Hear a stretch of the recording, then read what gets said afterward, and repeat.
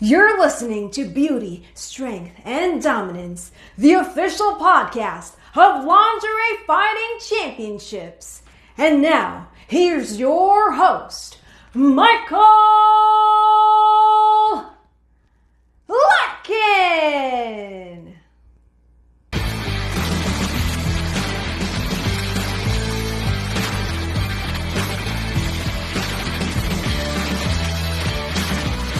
Hello, ladies and gentlemen, and welcome back to another edition of Beauty, Strength, and Dominance, the official LFC Lingerie Fighting Championships podcast. My name is Mike Larkin, and joining me today, she will be making her LFC debut at LFC 43 Independence Day 2 and LFC 44 Underground Knockouts, London, England, Cardiff, Wales. Ladies and gentlemen, representing Team UK, the one, the only, Miss Eva Leigh. How are you, Eva? I'm great, thank you. How are you? I am good. First and foremost, from the U.S. side of things, Team UK, I gotta say, badass women like Miss Eva Leigh here. I'm really looking forward to see the clashes of styles that we get from over here from the U.S. and as we go on to the UK soil for both of these amazing events, July 4th and July 6th. Eva, we'll start it off nice and slow before we get into your amazing career and the amazing work that you do. How excited are you to make your LFC debut from July 4th as well as July 6th? Yeah, I'm really, really excited, but also quite nervous as well because obviously, like you say, it's a debut. It's something that we've not really done before. But really excited to kind of get in there and mash the styles up and see what we can do. Put on a good show. I will say this as someone who loves UK wrestling and loves a lot of the great catch-can wrestlers from the days of the Marty Jones and Johnny Saint. Pretty much if you look at anything that was NXT UK or ICW Progress and many different styles over the international scene, I have been saying this for many years on this show. I would love to see an LFC event in the UK, and we're finally getting it, and we get to see such great people like yourself on this. And what I love about each and every one of you ladies on Team UK, the excitement of just because the UK has never seen anything like a Lingerie Fighting Championships product. I mean, very much big into professional wrestling, but when you mix the art of MMA and professional wrestling mixed with that real deal sex appeal that is beautiful women like yourself in lingerie, we got a variety for everyone on our hands. Oh yeah, definitely. It's no surprise that London sold out because who wouldn't want to come and watch this? You know, it's a first, and it's going to be great. Now, I got to say as well, you have been training as well. Let's talk about this because you posted in your Instagram story that you are training for this bout. Talk about the training and everything that goes into it because we mentioned the catch wrestling style and we'll get into your wrestling career as well. But you are known for the likes of like the Indian Deathlocks made famous by the greats like Killer Kowalski. And you're very much into that technical vibes and you really do have the skills that kills, if I was to put in the bluntest of terms. So talk about how the training's gone thus far as you get into your bout. Yeah, I've started training. I tend to dip in with one of the guys that does the catch wrestling, Kev Lloyd. He trains down at the Snake Pit, and he's one of the trainers there, which is well renowned for a lot of famous British wrestlers. So yeah, he's passing his knowledge on and showing me some little bits that I can take people by surprise with, and a lot of stuff that he showed me yesterday that people won't expect. So if I can get those bits in, then I'm feeling pretty confident that I can take the win. Nice. I look at it from a stance like this when you think of the systematic dissection and joint manipulation, like the quote-unquote Pete Dunnes of the world, which we get to see with that overall fingers and everything that really works on the joints. I think what you're going to bring is definitely something that's very crisp, that's very original, but also at the same time, too, it's an amazing craft of the catch-can mixed with submission vibes, and I'm totally into it. And I mean, speaking of what we're into, your debut, my goodness gracious, Dani Mo, who we've seen on U.S. soil do her thing. She's traveled as well all over the world. She's been on WWE television. She's been on AEW television. She has been working for the likes of JCW, GCW here in the States. This woman right here, Dani Mo, also making her LFC debut. Talk about this. How excited you go against Dani?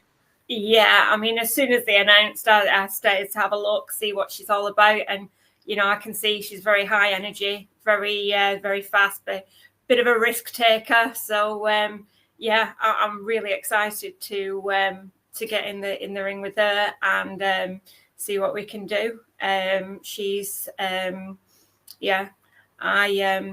think we're going to have a really good match. Very, very similar personalities in that, quite bubbly, high energy, And I think we're gonna bounce off each other pretty well, and it's going to be a tough fight. She's got the height on me, I've got the weight on her, so yeah, it's going to be a good scrap.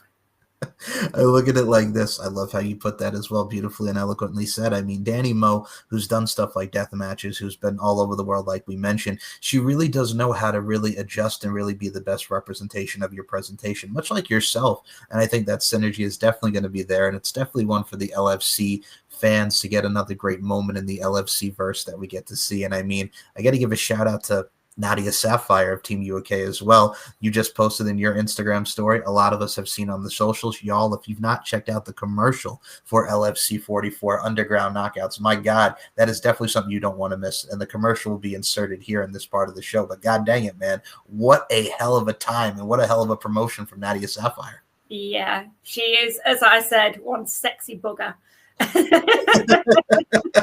You would say in England, but yeah, she's just such a great advocate for female wrestling over here. You know, she knows what she's doing. She again is a great grappler. I know particularly these past couple of years, she's really been training hard with on her groundwork, and you can just see such an improvement in that aspect as well. You know, she's training so hard to get in the best physical condition that she can. And I just think she's absolutely flying the flag for Team UK, and she is also from a professional point of view. You know what she does, how she presents herself, like you say, presentation is everything, is key, and the way she presents herself is just second to none. You know, it's no wonder that she's the success that she is. LFC. Sunday, the 6th of July, live in my home city at the Vale Sports Arena. UK versus USA. Let's find out who the most aggressive and hardest females are. These are the implements of war and subjugation. We must fight! We're definitely going to find out who the most independent country is.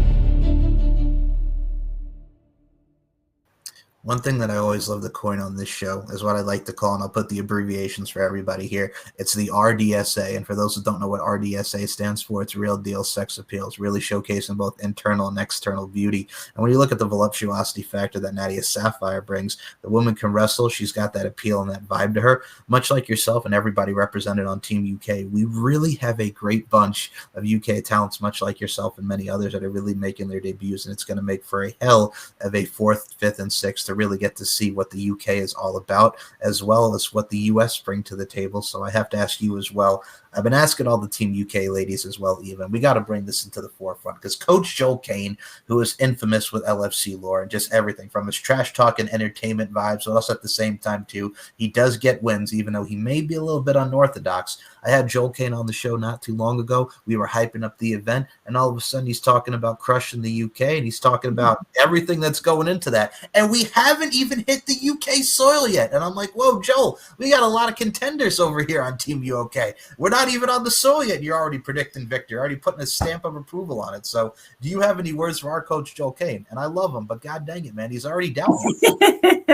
Yeah, I think someone's getting a little bit too complacent over there. But as long as he is living his cocky little life, concentrating on, you know, his own little team, he's not really taking a look at our team and looking at what we're going to bring to the table. So he doesn't really know what he's up against. So I think someone's going to be in for a shock. Hell to the yeah. Always have to bring that up because God dang it, man, Joel, I love you, but holy hell, man, wait till we get to the soil, my friend. Goodness gracious. So we have the Team UK, we have yourself, we have Nadia, we have Goth Delilah, we have Amber Phoenix, we have Epiphany Jones, we got Riley Jade. A sure crop of amazing talent that are really getting into this. And what I love about this too as well is I've seen from your custom side of things and everything, you definitely bring the sex appeal with your style and your aesthetic that really goes into the Lingerie Fighting Championship. So I got to ask you, style and aesthetic aside here, man, talk about it. What can we expect from Eva Leigh when it comes to the lingerie side of things? Because it's all about moments and memories. What are we thinking here, Eva? Well, actually, as a sideline, well, not as a sideline, my other job is a seamstress. So I'm thinking of knocking a little something together myself, make myself a little outfit. So, yeah, looking for something unique. and like you say, sexy. Fair enough. I like that little tease. I like that little appetizer. Very nice. Okay. I'm looking forward to it. Now, what I'm also looking forward to is really diving into the world of professional wrestling with you, because, my God, I have seen a lot of your stuff. If you've not checked her out on YouTube, or you've checked out video footage of this one from back in the day, the nostalgia hits me right here, because as a fan of the independent wrestling scene and a fan of professional wrestling from the mid-2000s, from where women's wrestling was with the Divas era before we got to the women's revolution, and really seeing such peak women main eventing a WrestleMania, main eventing pay-per-views, you came from an amazing time against the likes of the Bola Punks, the Lana Austins, the Blossom Twins, Anna, and oh my goodness gracious, what they were in TNA, the Gut Check, the Nikki Storms, now Nikki Cross. You were around a wide array of talents. So talk about coming from that era where professional wrestling was kind of like a smidge with the Divas, where it's just like we're going to give them a short amount of time, to where we are now. Women's wrestling has really evolved and revolved. Exactly, yeah, definitely. I mean, I do feel like when I first started wrestling, it was very much kind of like the diva kind of era, and not to throw shade on us back then, you know, we did what we did and we did it well, but, you know, just the standards just grew and grew and grew, and the standard of the competition now is a hell of a lot different to what it was back then. So I can totally appreciate what it's like now. But then, like I say, I can totally appreciate, you know, back then it was more the entertainment, the TNA, you know, it was, yeah. So, yeah, I feel a little bit like sometimes I used to feel quite out of my depth when it came to coming back, because I did have quite a big break between kind of that era and now. I went away, I had a kid, and then when I came back, I felt a little bit like out of my depth. But I've started kind of growing in confidence now, and I feel like hopefully I can start getting in the ring again with those kind of people. You know, Lana, I've wrestled her in customs quite a bit, but when you're on a show, like a professional wrestling show, you know, it's just a little bit more intense, a little bit harder hitting, I'd say. And I feel like, you know, I'm getting to the stage where I can get in the ring with them again and start competing on that level. I mean, obviously, you know, I do the session wrestling now, and also, you know, the customs, and I'm 100% confident in that. And like I say, I'm hoping to kind of transition those skills onto the LFC. So it's almost strange, because I feel more comfortable with the LFC side of things than I would on like a pro wrestling show right now, just because obviously, like I say, I can transition all the skills from the session wrestling, the custom wrestling onto the LFC. But yeah, it's just transitioned so much, and yeah, it's just crazy to see. And, you know, the respect has grown for women. You know, like you say, we would get 5-10 minutes at most, you know, for matches. And now I watched Progress not long ago where Lana was main eventing. So, you know, the fact that no one even batted an eyelid at the girls main eventing was just such an eye opener for me to go, wow, you know, how times have changed. I agree wholeheartedly with you on that. You're making me smile with the Lana Austin talk. One of my favorite matches of Lana Austin, besides seeing her stuff all on the UK scene. I know she did some appearances for NXT UK. There was a very rare match that she did with Su Yung when Su Yung was in TNA, like around 2018, like the early stages of the Su Yung character that they did was on like a TNA and whatever UK promotion it was, like a Twitch show that they had back in the day, their partnerships. I know I'm taking everybody back with this, but Su Yung and Lana Austin had great chemistry. Su Yung with her character and Lana just being the badass that Lana is.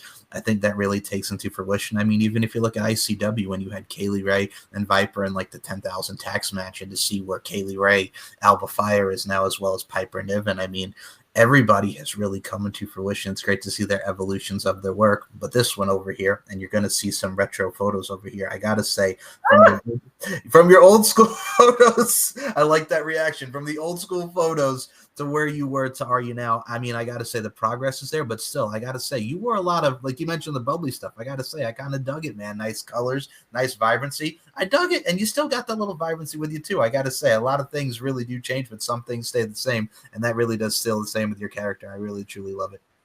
Oh, thank you. Yeah, I was kind of known as like a pocket rocket, like little plucky underdog type thing. So, but as I've come back, I'm like, oh, I'm kind of older now. You know, I'm not 18 anymore. You know, I've had to kind of evolve a little bit to go with the time. So, yeah, like I think I put on one of my Instagram posts, I'm entering my sexy era. Well, I will say this, first of all, don't you stop it with that old now. You're looking great.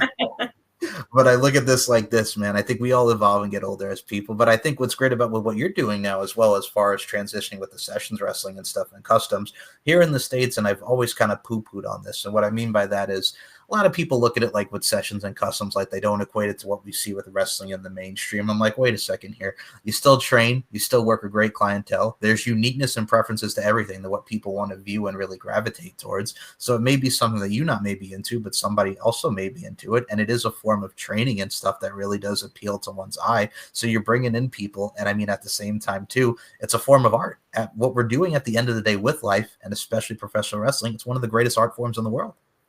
Yeah, definitely. I mean, I can completely understand where people come from. You know, people do frown upon, you know, the session wrestling or the custom wrestling. But for me, like you say, I mean, so many people, you know, some girls will dip the toe in the custom wrestling. You know, everyone's a bit skeptical and a bit, oh, well, you know, if you're trying to get in the big leagues, you don't really want to be doing custom wrestling.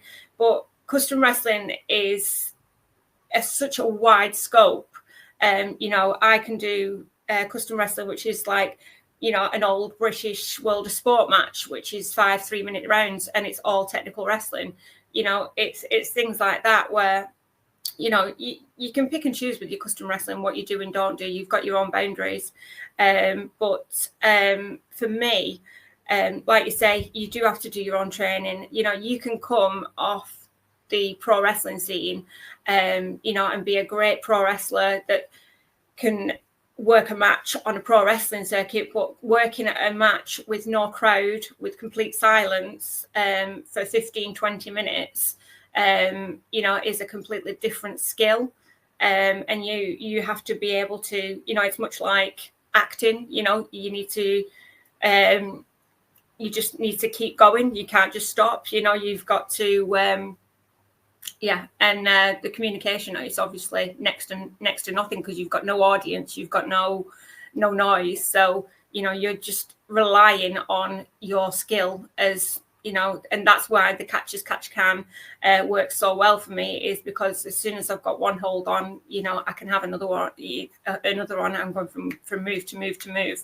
Whereas, yeah, I just find, yeah, the level of respect for pro wrestling as opposed to custom wrestling or session wrestling, yeah, it is a little bit of an irk for me, but I can understand where it comes from. But yeah, it is, you know, you do train as hard, if not harder. You know, you wrestle for an hour in a session against someone that wants to rip your head off. Not that they're all the same, but you know, there are sessions where you are non-stop for 1 hour just fighting for your life, and you know, there's no amount of conditioning that can drain you for that. Oh, absolutely. And I mean, I look at it like this. It's the grind, but also at the same time, too, it's all about the 2 S's, being safe and spectacular, applying your craft in safe fashion and spectacular fashion as well. And I mean, you mentioned something that was even better. I mean, you look at the British rounds matches that we're even getting now here in the States, like NXT has really adopted the Heritage Cup, or once we saw in NXT UK. Current champion right now is Noam Dar. Charlie Dempsey, the son of William Regal, previously had it as well. But I think with what they did with the video packages and really showcasing the importance of the British round matches and the Heritage Cup, stuff like that is very much needed. I mean, if you want to transition and you want to showcase what really makes up these rules and what really makes up great UK professional wrestling and professional wrestling as a whole, you have to have the right market of just really marketing it, number one, per se, but also number two, too, you want to bring eyes onto a product like UK wrestling or just wrestling in general that people may have not seen before. And the highlights are so cool to really establish that. You need to have the right marketing behind it. Oh, yeah, definitely have the right market. But yeah, the British rounds, I mean, you can just see with the likes of, I think you mentioned before, Pete Dunne, you know, the, Tyler, I know him as Tyler Bate. Tyler Bate, yeah. Yeah, you know, they put on some master classes. You know, NXT UK for me was just amazing. I was so sad when that went, but yeah, there are quite a few guys now that are kind of bringing that old school British style back, but then kind of gelling it with the, you know, the strong style as well. And I love that. You know, I love how the UK guys have gone over to WWE and they're just killing it and showing the best of British. I'll tell you a secret to everybody. Well, it won't be a secret, but we'll say it here now. One of the things I love about my family, that's who really got me into wrestling. My dad was a big wrestling fan, and then we got my mom into it as well. I got to say, since we mentioned Tyler Bate, and I'm going to give Mama Lark a shout out, one of her favorites, because when we both watched the first NXT UK tournament that they did back in 2017 to crown a United Kingdom champion, Tyler Bate was my mom's favorite and still is to this day. So shout out to the great big strong boy that is Tyler Bate. I mean, look at even like this here. It's one of those things where you had Tyler Bate, Pete Dunne, and you had Trent Seven as Mustache Mountain. Yeah. Worked perfectly. And I mean, Gallus, who was just in WWE, Wolfgang and the Coffee Brothers. I mean, yeah, for y'all who have not checked out NXT UK, that was such a great brand. I mean, for something that started in 2018, and then I know at the end when they unified every one of the titles and stuff too, when you had the Mako Satamoras there, who was a great veteran, it was still such a great show. Like, it aired here in the States Thursdays at like 4 p.m. in the afternoon. But god dang it, man, what an hour it was. Oh yeah, definitely. I think I even attended the what was it? The pay-per-view in Blackpool. NXT UK Takeover Blackpool, yeah. Yeah. So to watch that, like the Grizzled Young Veterans, I love the Grizzled Young Veterans. Like, yeah, they you know, it was just such a great brand. And then obviously Tony Storm and Rhea Ripley, you know, absolutely killed it in NXT UK. Obviously gone the separate ways now, both gone into different things, and again just completely evolved, but in their own rights. But both absolutely killing it in their own way. So yeah, the NXT UK brand, I just absolutely loved it. And also there was a lot of people that I worked with back in the day where they started at the same time as me, and then you see them succeeding in getting to, because back when I first started wrestling, kind of WWE wasn't really an option. You know, it wasn't really. We didn't really get there unless you were, you know, especially the girls, you know, fake boobs and all that malarkey. You know, fitness model type thing. You didn't really get there. So to see the guys who I started with kind of getting to where to that level was just, it was really nice to watch. I just love going to the shows just to support them and just. Yeah, just watch them kind of in their element. It was really nice to see. I have to say this. First of all, this one over here, talk about the Grizzled Young Veterans. If you hate Zach Gibson, shoes off. Hello. That's the one. I have my shoe off in Birmingham. Here's the thing, and everybody, all right, we're going to talk about the Grizzled Young Veterans here for a second, because I was the one, like, I remember when they were on NXT and they put him with Joe Gacy and they did the whole cult thing. I get it. But God damn it, there's a part of me that I'm like, can we just go back to the Grizzled Young Veterans, please? Because it was so authentic. It was just good. It was them being them. I understood the presentation, but I'm like, can we just go back to the Grizzled Young Veterans, please? Let them do what they want. Right. Let them. They excel as the Grizzled Young Veterans. Like, don't try and restrict them. Like, just let it out. Yeah, I mean, Zach Gibson on the microphone is just one of the best that I've ever seen. I've never known anyone rile a crowd up like he does. Yeah, so really enjoyed watching them too. Kind of grow and evolve in NXT UK, and then obviously they're back at it now, back as the Grizzled Young Veterans. Love watching them, and yeah, they've been back over to the UK. I think they've been working for Burning Heart Pro Wrestling. So yeah, really just kind of, yeah, going back to the roots, and I love it. I look at it from a stance too. We mentioned great names like Lana Austin, and I mentioned Nikki Storm. Can I just tell you something right now? If you would have told me that this crazy, crazy woman who would go on to be Nikki Cross as a part of Sanity, and then just going into this hole where she is now as a part of the Wyatt Six, I would have told you were nuts. But god dang it, to see where she started to where she is now, she has really developed as far as character, style, and everything. She has really killed it with everything that she's gotten in front of her. Oh, definitely. I mean, I remember her when she was first starting out. I was kind of just tailing off as she was just coming in. So we did cross paths a couple of times, and you could just tell from the way that she was going to be a star. You know, the way that she applied herself, you know, how much passion she had for the craft, the dedication that she put in. You can just see it. Very similar with Harley Hudson now, you know, who is just everywhere. She's in TNA at the moment now, so finally got to TNA, and you can just sense it when you're around someone, you know, and they're putting this much effort in, and you know, that much dedication, training everywhere, you know, not just sticking to one promotion, but going here, there, and everywhere, because there's never just one person that's right. Do you know what I mean? It's when I first started wrestling, you know, the training schools were very much, you stay here, you know, you learn from us, we are right, everyone else is wrong. But as you grow and evolve, and as you meet different people, you realize that, you know, lots of people teach in different ways, and you've just got to pick what works for you, you know, and go from there. And like I say, Nikki Storm was just one of those people that she knew where she wanted to be and what she wanted to be, and she just went for it. And even I don't think she thought that she fit into the aesthetic side of things, but yet she still pushed and she did her own thing. She got her own character, and she just made it work. And that's what it is. It's just finding a way to make it work, and she has, and she's brilliant. And yeah, I'm so glad that she got where she did. It reminds me of the old saying, seeing the big picture, so to speak. It's like, because I remember here, I'll say it, everybody here in the States, when Nikki ASH came into fruition, almost a superhero, but he's like, what are they doing? Like, what is, I'm like, but if you that was so frustrating to watch.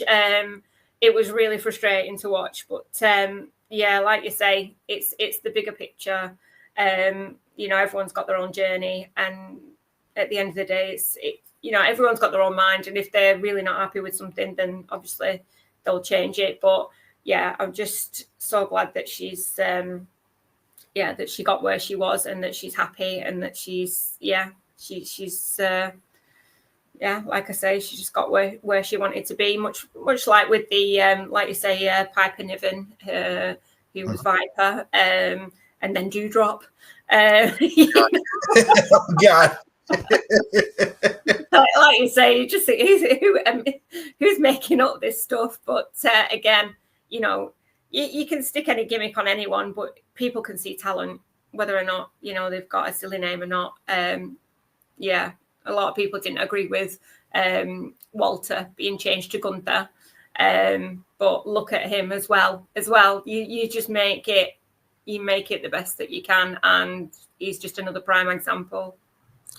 Oh my goodness! Here's the thing: people bitched about that, but it's like I can't even call him Walter anymore, like, because we've noticed. Exactly. Well, look at it like this: when Prince Devitt came into NXT and they changed his name to Finn Balor, everybody was like, "That's Fergal Devitt. That's the leader of the Bullet Club. Like, what are we doing here?" But it's like we were so accustomed to Finn Balor 10 years later. Like, it fits. Yeah. That's how we know him. But I mean, exactly. This one over here with Walter, I'm going to say this. The first time I saw him, now I knew of him from the Indies, but when you first saw him on NXT UK and he's wrestling Jack Stars in his debut and he hits that chop. The chop! Yeah. I was there. Was I there? I think I might have been there. I might have been in Blackpool too, yeah. Oh my days, that poor boy. Yeah, he's got the biggest hands, and it's just, it's not, I can't imagine that being pleasant to receive. I mean, and a lot of people even kind of sleep on his wife. Like, Ginny was amazing as the fashionista character. Wow. Yeah. I again, you know, at that time I'd kind of been away from wrestling for a little bit, and I'd kind of been sleeping on it. I'd not really been watching much, And then when I started watching NXT UK, I was just like, wow, just blown away by the level, the standard of wrestling from the women. It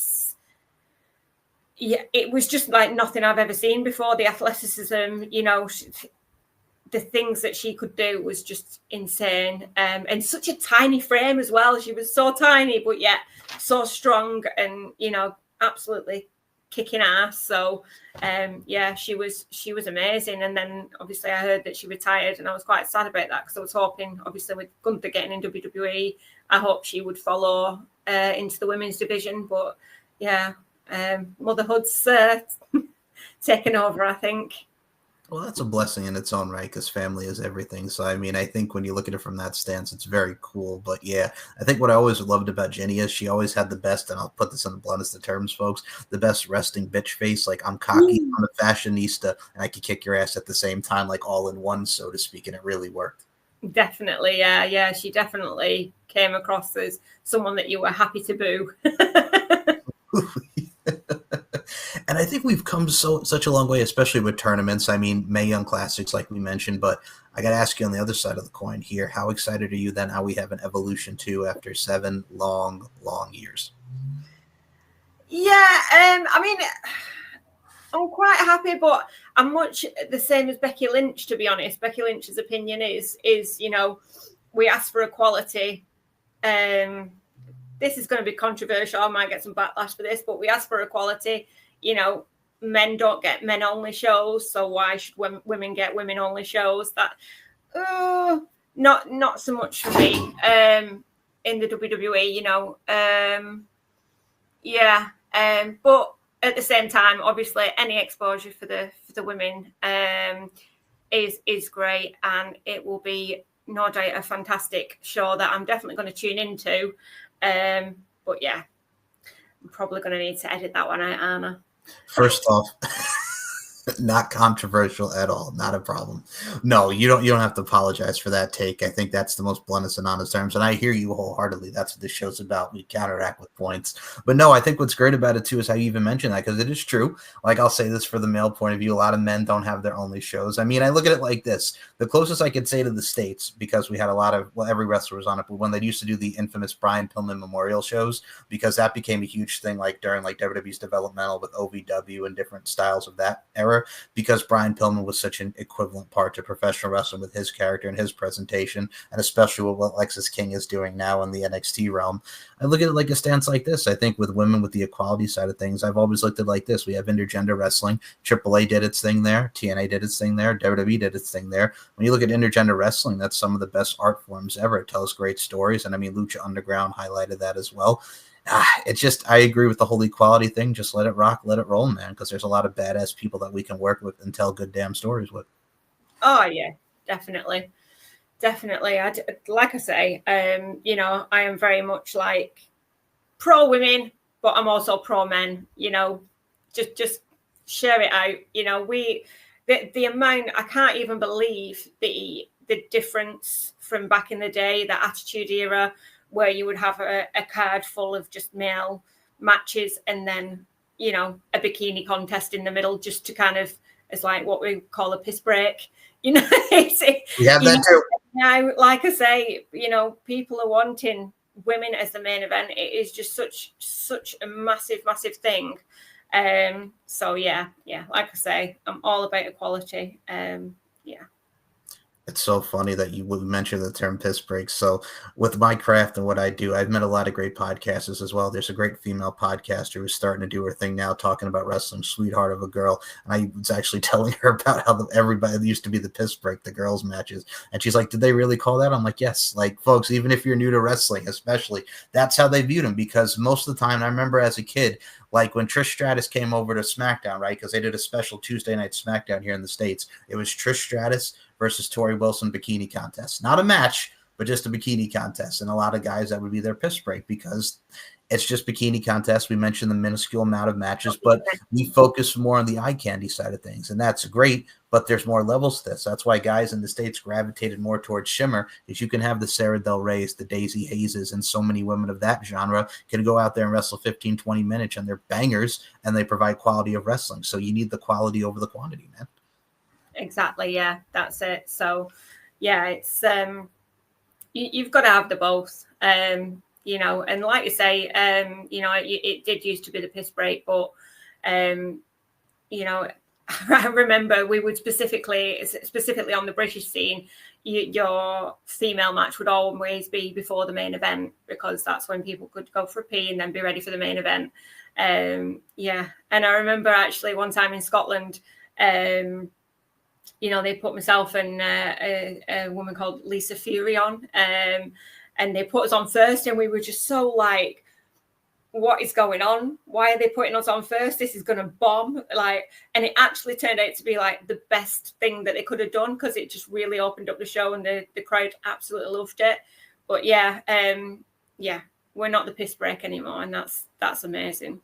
Absolutely. I mean, like we mentioned, like the Shimmer when guys and gals returned to. I mean, when TNA started doing the knockouts in 2007, and you had Gail Kim, Awesome Kong, the Beautiful People, all these amazing people, God rest her soul, Daphne, and so many people that really came into fruition on the TNA front. And for me, if you would have told me back then that WWE and TNA, NXT and TNA, and we have this working relationship now, I would have thought you were nuts, because I remember 15 years ago when Hogan and Bischoff were there, and Dixie Carter and everybody, and to where we are now, it's absolutely nuts. So, I mean, that's just another layer. Like Indy Hartwell just signed with TNA, like you mentioned, Harley Hudson, more great talents. But yeah, now we even have more relationship with NXT, so it gives more people work and it gives more people exposure. Exactly. Yeah. Yeah. Only thing that's slightly upsetting is that, you know, you keep taking all our good British wrestlers over there. So, but do you know what? For every UK wrestler that you take, there's another girl just ready and waiting to fill that spot. You know, it's so nice to see as well. Like the training schools, like there's almost as many women in them as there are the men now as well. You know, it just never used to be that way. You know, you'd probably have like 20 guys and 2 girls. You know, there's so many girls now that want to do this, and it's lovely to see. It's really nice to see so many girls just absolutely just crushing it. It's just it's really nice to see. I'll give you another prime example. So I grew up on Long Island, New York. I'm a New Yorker, for those that don't know. I grew up on Long Island, and like one of the top schools there was the New York Wrestling Connection, still is. One of the great women that came out of there was Willow Nightingale, who is now currently on AEW's television and product. Such a great gimmick, the smiles and everything, and she has a great stature and can really work her ass off for her size and stature and athleticism. Like you mentioned, there's so many great women coming out there, more equality for women in the classes and more ways for women to learn their craft and really just go out there and inspire and exist to inspire, so to speak. And I mean, another woman that really is also in there, like you mentioned, the UK, I have to ask, because a lot of people are giving crap about this online, Mariah May, who was in AEW along with the great Toni Storm, like we mentioned. She is now Blake Monroe on NXT television, the Blake coming from her niece's name in Monroe, from Marilyn Monroe. What are your thoughts on the change with Mariah May now, from Mariah May to Blake Monroe? Yeah, I did see little snippets on X the other day. I loved what she did in AEW. I really did with Toni. But I kind of feel like a WWE trying to make her like the Toni Storm of WWE. Like that was my kind of takeaway from the promo yesterday. I just thought something's not sitting right here. Like I say, you know, she had her own little gimmick in AEW, and I love that, and I love her wrestling style. You know, she really, again, you know, in terms of her wrestling ability, amazing. But yeah, that kind of character just isn't really sitting well with me. But we'll see where it goes. See, I like how you put this into fruition. I like your style, because we got to bring this up. I noticed that when she's like, oh, I could get in bed with all these girls. I'm like, wait a minute. You literally just did this in AEW. What are we doing here? Like, we're showing subtleties to what we had with the AEW gimmick with Toni Storm and what we saw there where they were sniffing each other and hugging each other, much like she's doing Mercedes now. I'm like, are we adding that little layer to what the character? Yeah. We don't need that duplication. Exactly. You cannot match Toni Storm for no. Because honestly, like that is the main reason I watch AEW. Like that's the only reason probably I actually watch it at the moment. I think WWE is kind of crushing AEW at the minute, but I just cannot stop watching Toni Storm. She's just hilarious. I just find the gimmick just great, just amazing. Just can't get enough of it. you never know what's going to come out of her mouth. And that's you really don't, do you? Like, you really don't know what's going to come out. Like, what slop tarts and chin up, tits out. I just love it all. Like, watch out for the shoe. Honestly, I can't tell you how many times I like repeated the time that like she threw the shoe at Renee and Renee's like, come on, like completely surprised, like, whoa. Just so funny. Can we just have her mollywop Mercedes? Like, I swear to God, she's turning into Ultimo Mercedes, like the Ultimo Dragon when he had 9 titles back in the day. What are we doing here? Like, she just beat Zeus 6 last night on AEW with this for the. I will be devastated if Toni Storm does not beat her. Because someone needs to just, I mean, you can't build this up so much. Where do you go with it? Where do you go? It's got to be to the point where someone takes it, and it's got to be Toni. It can't be anyone else. So, I mean, I was watching, again, on X last night where she's, putting all the belts, and I was like, she can't really have all those belts. Like, yes, that cannot be real. But it's not. I mean, to be honest, again, controversial. But I've not really liked Mercedes' work in AEW. Again, if I'm watching the pay-per-views, I will always watch Toni. Whereas in WWE, I loved her work as Sasha Banks. But just funny how some gimmicks just stick and some don't. But I'll be really upset if Toni doesn't take her crown. First off, not controversial at all. Let's just put that into the forefront because you're speaking from the choir here. I look at it from a stance like this. Like, this is almost exactly the same thing at what she's been doing, or exactly the same thing in WWE that she's been doing for like the last 12 years. Like, it's the same doggone gimmick, but she went from the boss to CEO. That's literally what it is. And that's the thing. And I'm with you. I think she's a great talent. One of my favorite matches of hers was with Bayley at NXT TakeOver Brooklyn in 2015. But God almighty, like with what we're doing now, and this is Toni, and I'm not talking about Toni Storm, I'm talking about Tony Khan. He booked this and it's rushed, but at the same time, it's going to be great. But the thing is, where do we go from here? Like, who do we have face these women now? Yes. And do you have Mercedes have a 7th title? What are we doing here? So it's like the direction afterwards, it's like, where are we going to go? But to get to it, it's cool because, these two are going to kill it. Yeah, definitely. I'm hoping this is going to be an amazing match, and it's going to kind of reignite my love for Mercedes. But I just can't not watch anything with Toni in at the moment. She's just I love her wrestling style, I love her character, I love everything about her. So can't wait to watch. I am right there with you with timeless Toni Storm. And I mean, I look at it like this. Speaking of timeless, like we mentioned earlier as well, we talked about Lana Austin, Nikki Storm. I got to put up this Boa Punk here because first and foremost, I rewatched that match back, like I mentioned to you, and we talk about the nostalgia. I think actually regurgitating and kind of revigorating my memory bank, so to speak. That's the word I'm looking for, revigorating. We're looking at it back. I'm like, God dang it, man. Like seeing that match, not bad. And what I mean by not bad is like y'all did your thing for what we got to see even from back in 2008 and even the mid 2000s. Like we talk about different time period, but I think you two had some good stuff going together. You want to talk about that match? Because my goodness gracious, man, putting some nostalgia into the forefront here. Yeah. Oh God, I loved wrestling Bulla. I mean, obviously there's size difference, big girl, little girl, we kind of, I think that was only the second, I think the first time I met her was the night before. And that's the first time I met her, and she was very limited in her English speaking, and I had spoken no French whatsoever. Bonjour. That's probably about as far as we go. But I didn't speak any French. She didn't speak much English, so the communication side of things was difficult. And obviously, with the size difference, it's not like you can just go in there and do technical wrestling or groundwork. So. It was, like I say, it was the second time that we'd wrestled each other. Not one of my favorite matches, but as time went on, the matches got better as we kind of sussed each other out and figured out, each other's ways, so to speak. We went on and wrestled each other quite a lot. We even went over to La Reunion and did a 2-week tour. So she kicked my ass all over the world. But yeah, she was a great person to wrestle. She's, again, such a great character, a great look. And yeah, she was really, really respectful. She was very new to the business, and she took it like a champ, and she was always open to my crazy ideas. But that was an interesting weekend, so to speak. But yeah, love Bullet Punk. Yeah.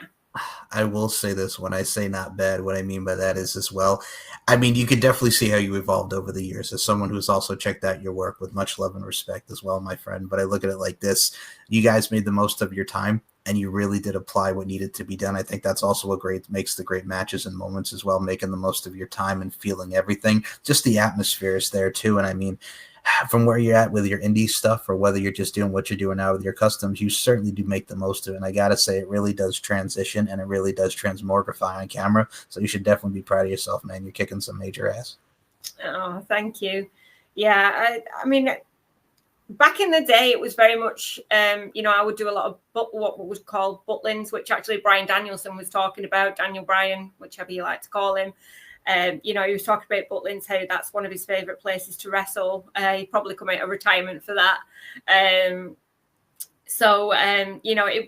I remember that match now, looking back to the Bullet Punk match and thinking, yeah, it was a very much kind of boo yay kind of family kind of match. But yeah, like you say, I've gone from that to the custom wrestling, and I do feel very blessed because I have got a lot of strings to my bow in the way of, I've got the professional wrestling side, I've got the session wrestling side, which is the more intense kind of competitive style of wrestling, and then also the custom wrestling. And I just feel like this is going to be a perfect kind of combination to take to LFC.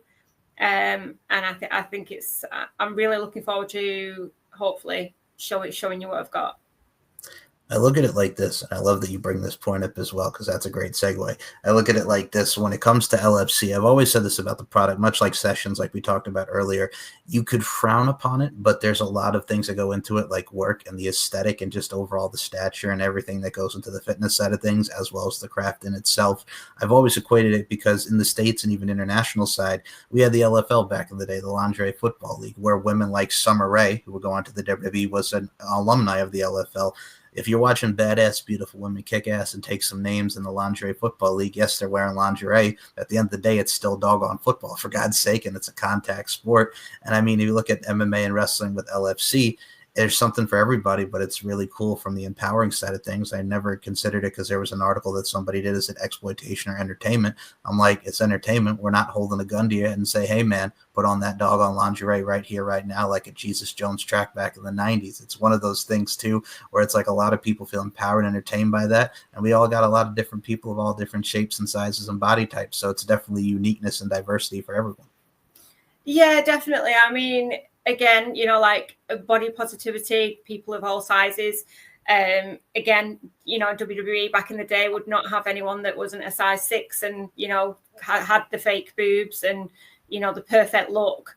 And then what is the perfect look? It's so different, and it's great to celebrate bodies of all shapes and sizes, really. I mean, I'm not the smallest girl, I've got curves in all the right places type thing. But I get a little bit conscious, but the amount of kind of compliments that I do get, like if I put a little bit of weight on and I'm in a session and I'm like, oh, sorry, I've put a bit of weight on, and they're like, oh no, like your bum's amazing. So, there is a little bit of something for everyone. Not everyone likes a size 6 and not everyone likes a curvy girl, but like I say, there's something there for everyone. So enjoy.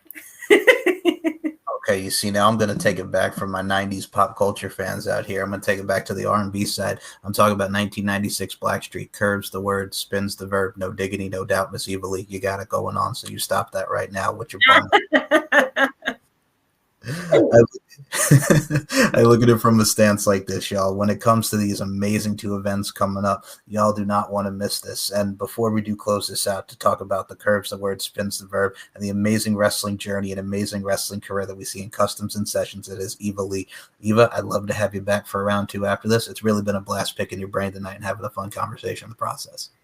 No problem. I think, I think I've taken you off track a little bit. I think I've got a giddy wrestling fan coming out there for a little bit. No, don't even worry about it. This is why I love what I do. Way off track, but again, it's probably something on your podcast that you've not had before. So I'm happy to provide a different kind of perspective. So I'd be more than happy to do a round 2.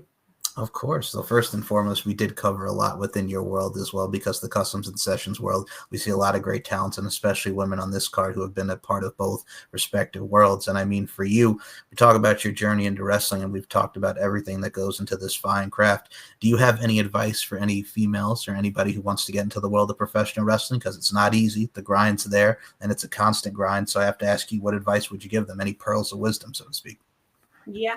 Did you say the pro wrestling side? I mean, in everything, to be honest, I'll go for this one. I could talk all night about pearls of wisdom, but I'd go with just have respect. Whoever you're going to meet on the way up, you're going to meet on the way down. You've got to be reliable. You've got to be consistent. You've got to be professional, because at the end of the day, there's always someone else there to take your spot. And if you're not going to be consistent or professional, then it's not going to work. I've seen a lot of newbies come in and really popular at first, and then think that they're the best thing since sliced bread, and piss a lot of people off, but word gets about, word spreads. So just have respect for people that are booking you. Turn up on time, do your job. Put the ring up if they want you to put the ring up, take it down if they want you to take it down, sign the autographs. At the end of the day, you are the show. You need to just be professional and show respect to those people that are giving you these opportunities. Beautifully and eloquently said. Please adhere to those words by the great Eva Leigh over here. And I also would like to ask this as well. Let's talk about, we mentioned the journey as well, even not just the pearls of wisdom. What are some of the things from your career thus far, and even as you continue on within your path in this thing that we call life, what are some of the things that you've been grateful for? Oh God, so many things that I've been grateful for. The girls that I wrestled with who looked after me back in the day when I first started, for example, Pippa Levin, who runs the Wrestling Factory in Manchester. She's a lifelong friend and mentor who taught me, she wasn't I think Amber Phoenix and Goth Delilah touched on this the other day. There's a lot of jealousy in wrestling, a lot of people who, want themselves to succeed and not so much the others. So they're very selective in what they will teach you. Whereas Pippa Levin was just like an open book, and she taught me everything she knew and still does to this day. She still comes out with things that I've taken with me, grateful for the girls that looked after me. Like I say, you look at wrestling now, pro wrestling, and you see so many injuries. And I was so grateful that I actually went through that full professional wrestling span with 0 injuries, because we looked after each other in the ring. It wasn't about putting myself over before someone else. It was us looking after, make sure we came backstage after that match and we were both okay, as well as putting on a great show. You can still put a great match on and not have to, kick the shit out of people. Obviously the MMA is a little bit different, but on the pro wrestling side of things, you don't expect to be, getting injured because people are wanting to put themselves over more than you. I used to call it aggressive dancing. I like that. It's aggressive dancing. And at the end of the day, like I say, if you want to be here for a long time, you've got to be sensible. you don't want to be dropping people on their heads. You know, you don't want to be kicking them in the, you know, in the head or injuring them.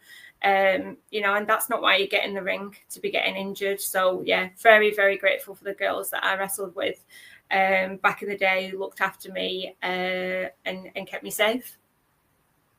I like that. That definitely something is really to take into fruition of the safe and spectacular side, as well as the unity that goes into putting a great match together and telling a damn good story, like we mentioned. But I like the aggressive dancing side of things. It's like aggressive capoeira, the old Brazilian art dancing and fight dancing, of like aggressive dancing, aggressive capoeira. I like your style. That is a great analogy about professional wrestling.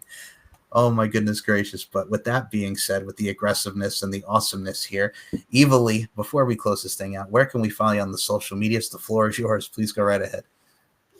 On the social medias, so X, we've got Eva Wrestles. I think Instagram is the same, Eva Wrestles.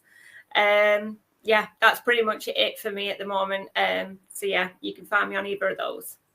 The links will be in the description. And if you want to check out this fine program, go to lfcfights.com, where you can go to the VIP section to see this face and this amazing face right here, and many great guests on the LFC podcast, as well as LFC Exposed, as well as LFC events like these upcoming events, LFC 43 Independence Day 2, LFC 44 Underground Knockouts. My goodness gracious, y'all, we're taking over the UK and we're ready to wreck shop on everything and anything that is the LFC world. And with that being said, do you have any final words for your opponent coming up at Independence Day 2, that being Miss Dani Mo?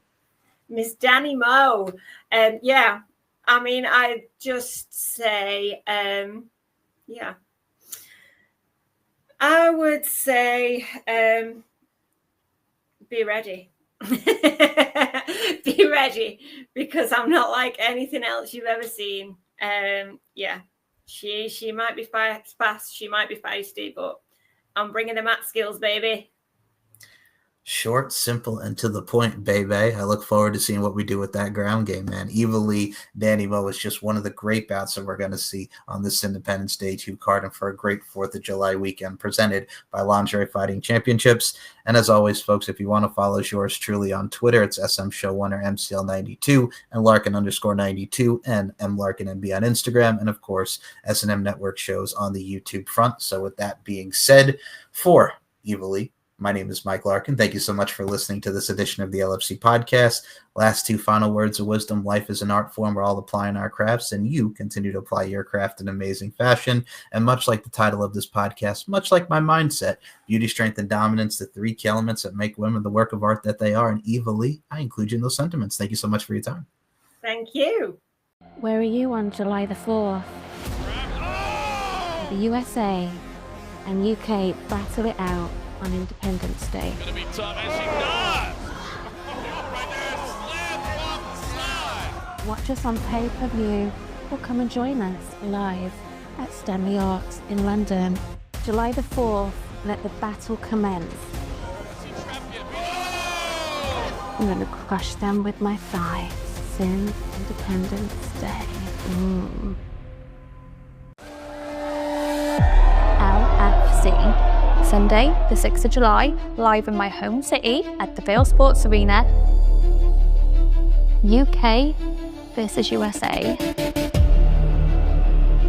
Let's find out who the most aggressive and hardest females are. These are the implements of war and subjugation. We must fight! We're definitely going to find out who the most independent country is.